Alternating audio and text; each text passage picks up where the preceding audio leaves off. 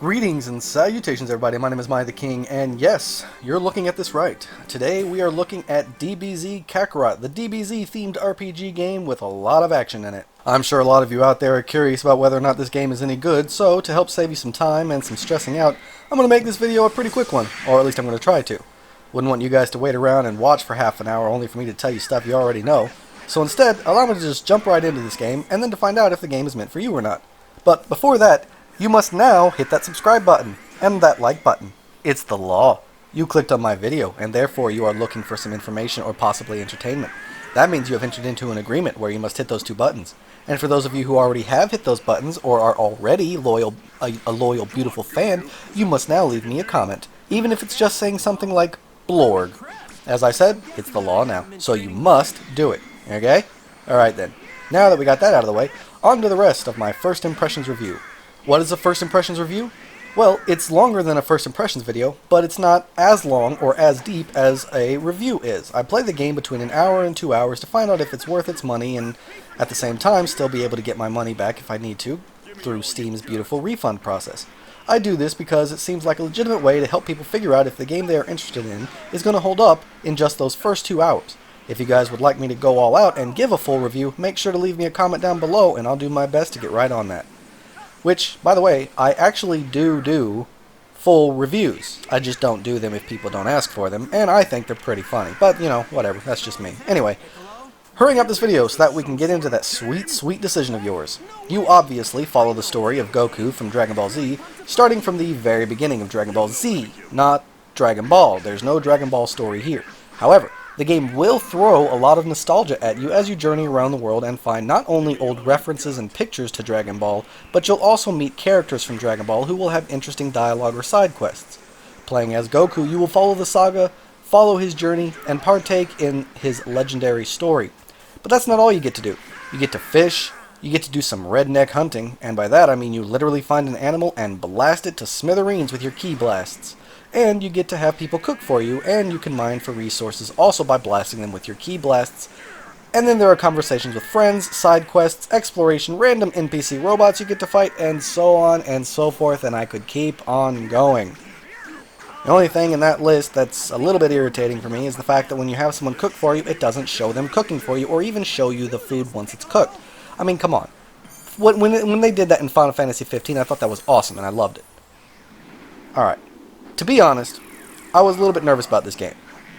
I have yet to see a game that says it's an RPG of an anime and then done like an actual anime RPG. Now, that could just be me, but I haven't seen one yet fully take that dive. But this game truly feels like it did. It took that dive to be an action RPG. Is it perfect? Well, I mean, no, of course not. But is it good? Well, that's what we're here today to find out. So first and foremost, like we do with all these videos, let's go over the good and the bad. The bad shall go first. First thing I noticed was during certain dialogue in the game, the voice actors seem to just pause for really long periods of time during their conversation. I mean, I can understand the casual pause, but this is just getting a bit too ridiculous. We should be able to catch something here. Alright, let's get started. But what are we gonna fish with? We don't have any rods. Nobody said anything about a rod, did they? Who needs one of those pesky things when you've got a tail? My tail? I can use that to fish? Yep. By dipping your tail in the water, you can feel the fish moving around. Pretty neat, huh? It's really easy once you get the hang of it. I mean, I haven't done it in a while since I don't have a tail anymore. But when I told my friend Bulma about it, she actually made me a makeshift tail to fish with. Can you believe it? Nice! The next problem I have is the conversations, where there is simply no voice acting at all. Now, in this day and age, this should not even be a thing anymore. I mean, come on guys, video games are expected to have voice actors, especially if they are made by a AAA company or have an extreme amount of funding. Hey! Oh.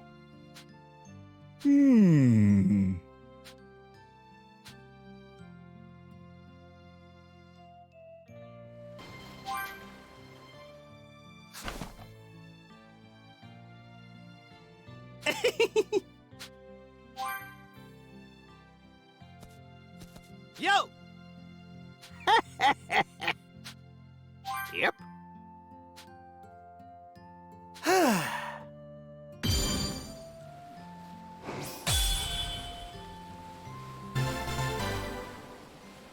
I mean, look at The Witcher, Mass Effect, Skyrim, any of the Fallout games from 3 onwards, Assassin's Creed. I mean, I could keep going. But with those games, every random person has a voice. Every random side quest giver has a voice. But in this game, here in 2020, the side quests and the extra conversations are still not voice acted. This is a bit of an issue with me, as I was expecting more effort here than other anime games that have come out in the past couple of years. To me, for a game this big, this well-funded, this popular, something like this is simply unacceptable. And the last bad thing that I could find in my first 2 hours was the flying mechanic. At least when using a controller. It's awkward and difficult to manage. Sure, it's really cool to be fully in control of your character as they fly around the world, but it's very awkward to say the least. And I mean, if you're a gamer, you know what I mean when I say something just feels clunky and awkward. Well, the flight mechanics feel clunky and awkward. Well now, this could be fun.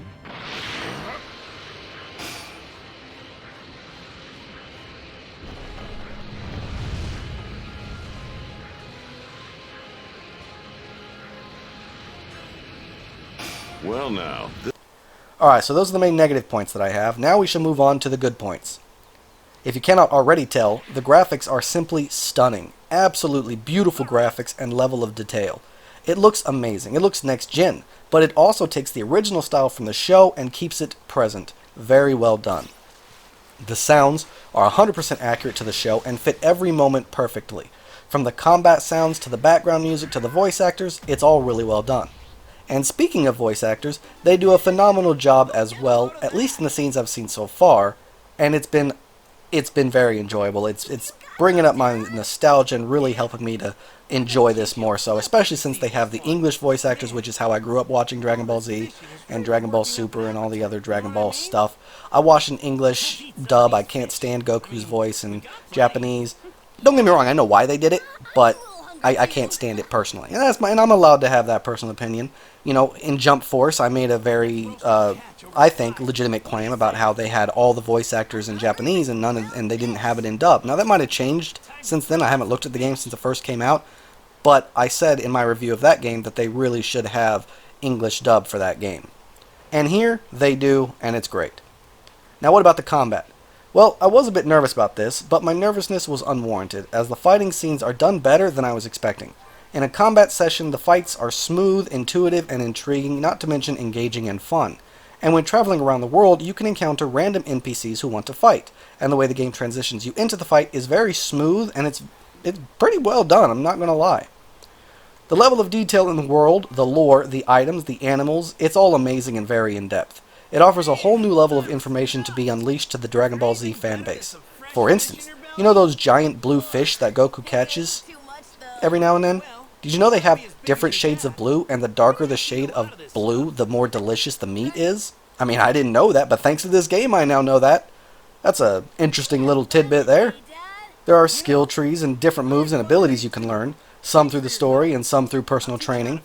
I do wish the training was done a bit differently, but it's not exactly bad either, and to be honest, I'm not even sure if this is how the training is going to stay throughout the rest of the game. As it is right now, you find a point, it offers you a blue point in the world, you go to that blue point, and it tells you there's a skill here, and with the character you're currently controlling, you do a small little skirmish match, and after you complete the match, you get that skill. It's kind of cool, but I'm hoping that later on down the road they have some more in-depth, legitimate training, like a training area, the hyperbolic time chamber, whatever, and allows you to, perfect your moves, gain some more skills, abilities, train them up, or whatever. But in this way, you can learn a bunch of different moves and pick the ones you prefer to fully maximize your combat proficiency with your own style. And then you have these special little orbs that you collect as you're traveling around the world or exploring, and they're of different colors, which are used to boost up different types of skills. You love that Kamehameha? Well, then you can just boost it up as much as you want and make it super powerful. Now, I really do love this idea, because if you're like me and you prefer to use ranged attacks and vary up different types of ranged moves in your Dragon Ball Z fighting games, then you can set your skills up to all be those ranged ones. And let's say, I don't remember if it's blue or green that are the orbs that boost the range skills, but I'm just going to say it's blue. Now all I got to do is focus on finding the blue orbs, and I can boost up those abilities all I want. And it allows me to fully maximize and adapt my character to my own personal playstyle, and I love this idea. So far, in my first hour and a half, I've only played as 2 different characters, but the combat is similar enough that I didn't get confused when playing them, and at the same time, I got to experience a whole different style of combat. This is very intuitive and fun to do, and I can't wait to try out all the other characters. And just like Goku, each character can train and earn points or orbs so they can boost their abilities. In other words, for each Z fighter, you can train them, boost and choose certain skills you really like, and use only the ones you enjoy as you progress in the story. So for those fans of Yamcha out there, don't worry. You'll get to take his Wolf Fang Fist and turn it into a master move and use it to your heart's content.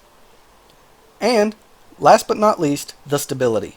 The game is incredible at that. I mean, my PC barely got heated while playing this game, and it never crashed, never froze, and I never ran into any bugs.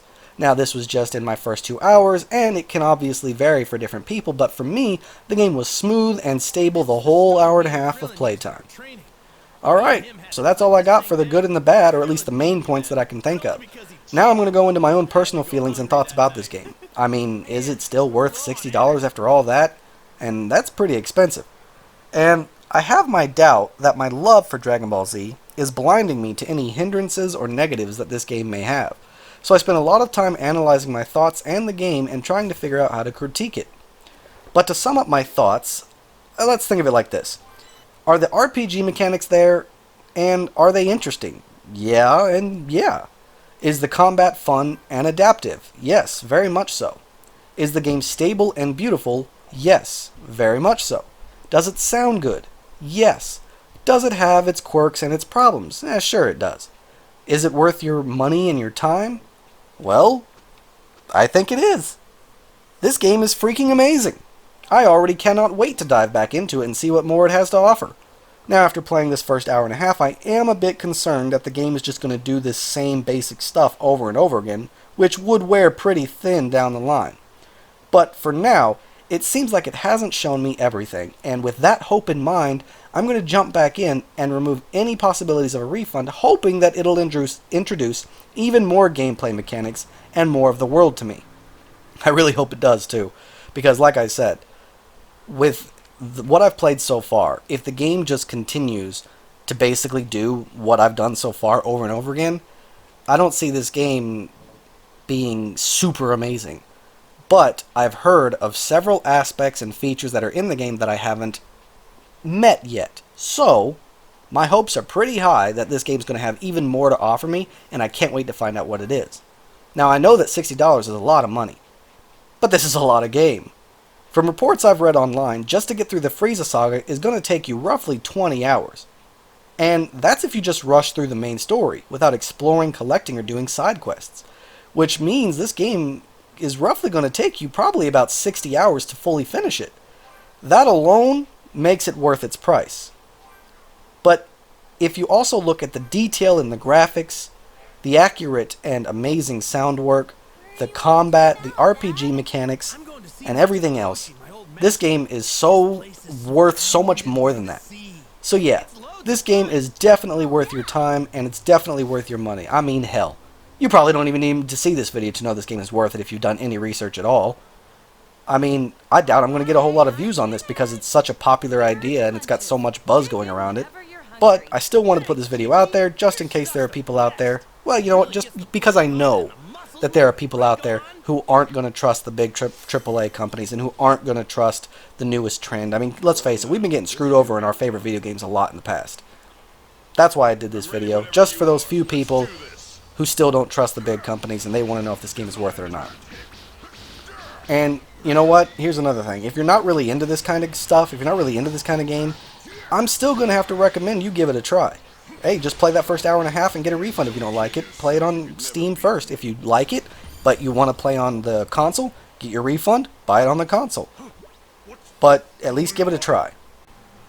I don't have to give this game a rating, since this isn't a full deep dive review, but if I had to give it a rating based on what I've seen in my first hour and a half, I'm going to have to give this game a 9 out of 10. It's not quite perfect, but I can only say that because I haven't seen enough of the game. Well, technically there is no such thing as a perfect game, but it's not quite 10 out of 10 as of yet. I'm giving this a 9 out of 10 as of right now, but once again, this is just a short first impressions review. It's a fighting game and an RPG mixed into one, and in my own personal opinion, after 20 years of gaming, I think it's done pretty damn good. So stop watching this video and go jump right into the game. If you were doubting the game would deliver, or if you were doubting if it would be worth the price, take it from me, the brutally honest, tiny YouTuber, this game is definitely worth your time and your money. Alright guys? So thank you all so much for watching, thanks so much for liking, commenting, and subscribing. I hope I helped some of you be better informed, I hope I helped some of you to either save money or spend it more wisely, and I hope to see you on my next adventure. Until then, I bid you farewell.